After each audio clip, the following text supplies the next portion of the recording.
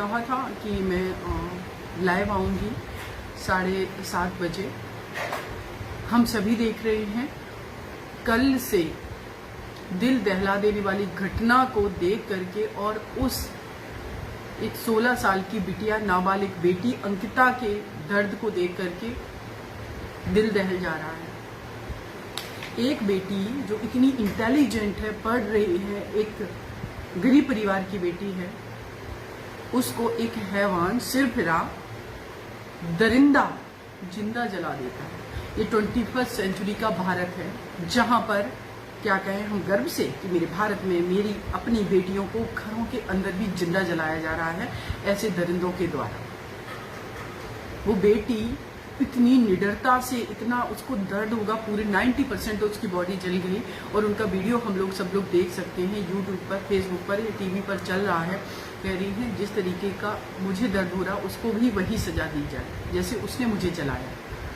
भारत के संविधान में किसी को अगर मौत की सजा दी गई तो जिंदा जलाने का प्रावधान नहीं है, लेकिन इस तरीके की घटनाएं देख करके सच में दिल करता है कि ऐसे दरिंदों को जिंदा जला देने का भी प्रावधान होना चाहिए। ऐसे दरिंदों को पता नहीं हजारों गोलियां मार करके पूरे शरीर को छलनी कर देने का भी प्रावधान होना चाहिए।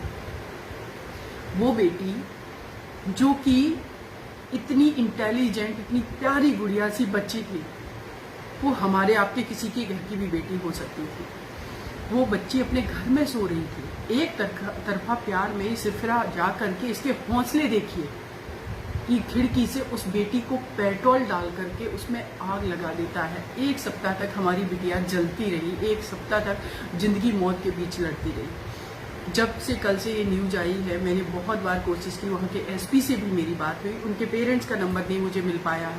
मैं पूरी कोशिश करूंगी कि मेरा जितना सपोर्ट हो सकता है उस बिटिया के परिवार को मैं करूं और हमारी अंकिता को न्याय मिले। लेकिन उससे ज़्यादा जरूरी ये है कि हर दिन कोई ना कोई घटना होती है। एनसीआरबी का डाटा जो है, उसकी रिपोर्ट आई है कि दिल्ली में हर दिन 2 नाबालिग बेटियों के साथ रेप होता है। पूरे देश के अंदर जो है क्राइम बढ़ा है और जिसमें भी महिलाओं के अगेंस्ट क्राइम बढ़ा है। तो इसका समाधान क्या है? आज अंकिता, कल मनीषा वाल्मीकि, तीसरे दिन अंकिता तोमर, चौथे दिन वहां पर एक हैदराबाद में एक गुड़िया, कहीं पर एक शिमला में एक गुड़िया। कितनी बेटियों के नाम गिना दें। मेरे पास सैकड़ों केसेस हैं गैंग रेप एंड मर्डर के, जिन बेटियों के साथ ऐसे अपराध हुए। आप लोग विश्वास नहीं करेंगे, छोटी छोटी बच्चों के साथ गैंग रेप के मैटर में हैंडल कर रही हूं। तो इसका समाधान क्या है? मैंने सुना झारखंड के सीएम का स्टेटमेंट, वो कह रहे हैं कि ऐसे क्राइम तो होते रहते हैं। क्यों होते रहते? सबसे बड़ा सवाल ये है, अगर ऐसे क्राइम होते रहेंगे तो फिर आप क्या कर रहे हैं? सवाल तो आप पर भी उठेंगे। लॉ एंड ऑर्डर कहाँ गया था?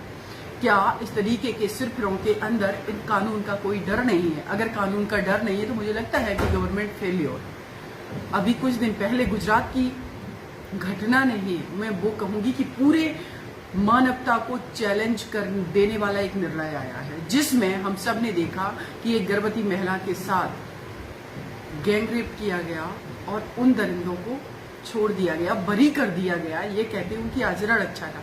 5 महीने की गर्भवती महिला के साथ आप रेप कर रहे हैं, ये अपराधी 7 लोगों को जिंदा उनको मार दे रहे हैं, जान से 3 साल की बच्ची को मार दे रहे हैं, उनको छोड़ दिया गया। जब तक कानून का डर नहीं होगा तब तक इतना मुश्किल है कि हम अपनी बेटियों को बचा पाए। और ये एक बहुत बड़ा सच है, क्योंकि 2013 में जब 2012 में निर्भया के साथ अपराध हुआ तो 2013 में कानून में बहुत सारे बदलाव हुए। सीआरपीसी में बदलाव हुआ, आईपीसी में बदलाव हुआ, जुवेनाइल एक्ट में बदलाव हुआ, बहुत सारी जगह अमेंडमेंट किए गए। लेकिन अगर आप डेटा उठा करके देखेंगे 30% कन्विक्शन रेट है। उन 30% कन्विक्शन रेट में 70% जो अपराधी है वो कहाँ घूम रहे हैं? जो 70% अपराधी हैं वो ऐसे ही शाहरुख जैसे अपराधी हैं जो कि समाज में ये मैसेज दे रहे हैं कि हमारा ये सिस्टम, हमारा ये कानून कुछ नहीं बिगाड़ सकता है। आप लोगों ने देखा जब उसको अरेस्ट किया गया वो किस तरीके से मुस्कुराता हुआ जा रहा। ये उसकी मुस्कुराहट पूरे देश को, पूरे सिस्टम को, एडमिनिस्ट्रेशन को, पॉलिटिशियन को, हमारी जुडिशरी को, सबको चैलेंज कर रहे हैं। क्योंकि निर्भया केस में भी 7 साल लगा दिया था। सिस्टम आर्गुमेंट करते करते सिस्टम से मुझे लड़ना पड़ा था, तब जाकर के उन दरिंदों को फांसी हुई थी। मैं उम्मीद करती हूं कि इस दरिंदे को भी क्यों 1 साल तक मैटर चले, क्यों 6 महीने तक मैटर चले, जब सारी चीजें क्लियर हैं तो क्या आपके थाने में एक आईओ के पास इतना टाइम नहीं है कि वो 12 घंटे काम करके सारा इन्वेस्टिगेशन करके 1 सप्ताह के अंदर चार्जशीट फाइल करे और 1 महीने के अंदर उनका कन्विक्शन कराया जाए। सारा चीज तो क्लियर है, डाइंग डिक्लेरेशन है, बिटिया बयान दे रही है। हाथरस केस में भी बिटिया का डाइंग डिक्लेरेशन था, आज करीब 2 साल हो जाएगा, लेकिन अभी तक जजमेंट नहीं आया। कोविड एक कारण था, लेकिन क्या मंशा वाकई में हमारी सरकारों की ये रहती है कि जो बेटियों के साथ अपराध हो रहे हैं उनके हम पार्टी लाइन से हट करके उन देश की 49% महिलाओं की आबादी के लिए एकजुट होकर के ईमानदारी से उनके लिए आवाज उठाएं।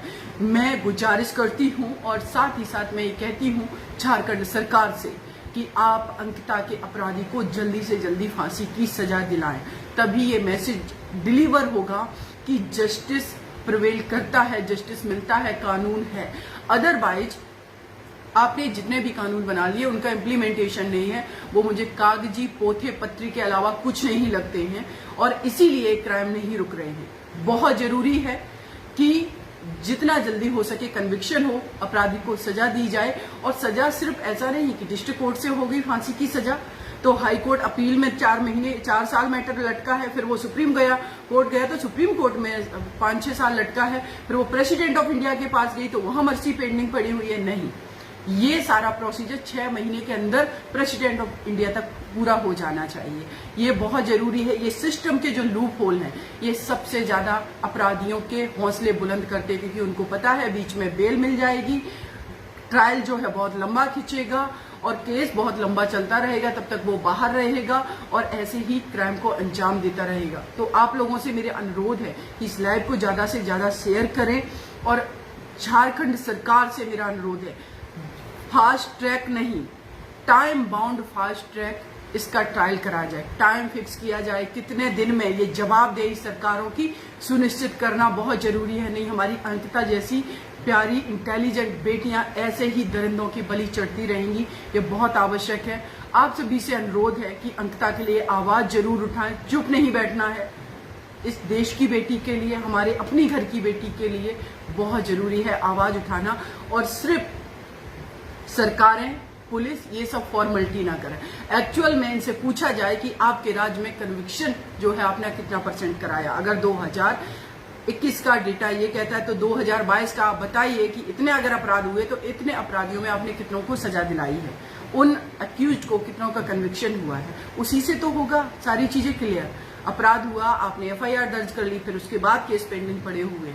और एक और बहुत ही सोचने वाली बात, मैं देखती हूं कि इस देश के अंदर नो डाउट कि बहुत सारे अपराधी क्राइम करते हैं, बहुत एक पुरुष वर्ग के खिलाफ भी अपराध होते हैं, लेकिन महिलाओं के खिलाफ अपराध स्पेसिफिक अपराध है। आप लोगों ने देखा भ्रूण हत्या, क्योंकि लड़की है गर्भ में इसलिए मार दो, बालिका हत्या क्योंकि लड़की पैदा हो गई है, कहां से पढ़ाई के लिए पैसा आएगा, मार दो। दहेज हत्या क्योंकि कहां से वो दहेज लेकर के नहीं आया, इसलिए ससुराल में मार दो उसको। बलात्कार उसका किया जाएगा, बलात्कार करके उसका मर्डर कर दो क्योंकि वो बयान ना दे दे। इस तरीके स्पेसिफिक अपराध हमारे देश की 49% बेटियों के लिए हो रहे हैं, बेटियों के खिलाफ हो रहे हैं। लेकिन क्या सेंट्रल गवर्नमेंट, क्या स्टेट गवर्नमेंट ये कोई दावा कर सकता है कि हाँ मैं गारंटी लेता हूं मेरे देश के हर घर की बेटी सुरक्षित है? इस पर आप लोगों से अनुरोध है, आप लोग इन बेटियों की आवाज बनते रहिए, अपना ख्याल रखिए और अंकिता के लिए प्लीज आप लोग ऐसे ही आवाज उठाते रहिए जब तक झारखंड सरकार जल्दी से जल्दी इस अपराधी को फांसी की सजा ना करा दे। जय हिंद, जय भारत साथियों, आप लोग अपना ख्याल रखिए।